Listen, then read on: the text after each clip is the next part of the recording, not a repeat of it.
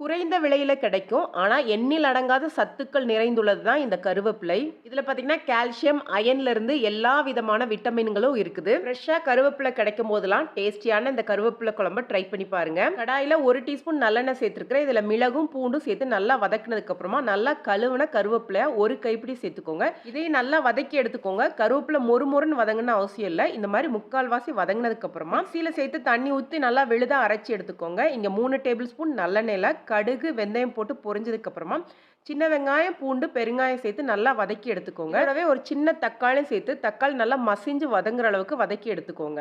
காரத்துக்கு குழம்பு மிளகாய் தூள் இல்லாட்டா சாம்பார் பொடி எதுனாலும் சேர்க்கலாம். நான் சாம்பார் பொடி சேர்த்துருக்கிறேன். கொஞ்சமா மஞ்சள் தூள், நம்ம அரைச்சு எடுத்த கருவேப்பிலையும் சேர்த்து நல்லா எண்ணெய் பிரியிற அளவுக்கு வதக்கி எடுத்துக்கோங்க. இதுல கொஞ்சமா புளி தண்ணி, குழம்புக்கு தேவையான அளவு தண்ணி, கூடவே தேவையான அளவு உப்பும் 1/2 டீஸ்பூன் வெல்லமும் சேர்த்துக்கோங்க. நல்லா கொதி வந்ததுக்கு அப்புறமா லோ ஃப்ளேம்ல வச்சு குழம்பு நல்லா திக்காய் இந்த அளவு எண்ணெய் பிரிஞ்சதுக்கு அப்புறமா கேஸ் ஆஃப் பண்ணிருங்க. இந்த குழம்பு பார்த்தீங்கன்னா நல்லா இந்த அளவு திக்கா இருந்தா தான் நல்லா இருக்கும். அதே மாதிரி புளிப்பும் காரமும் கொஞ்சம் தூக்கலா வச்சுக்கோங்க. சாப்பிடும்போது கொஞ்சம் நல்லெண்ணெய் சேர்த்து சாப்பிட்டு பாருங்க. அருமையா இருக்கும். ட்ரை பண்ணி பார்த்துட்டு கமெண்ட் பண்ணுங்க. நன்றி, வணக்கம்.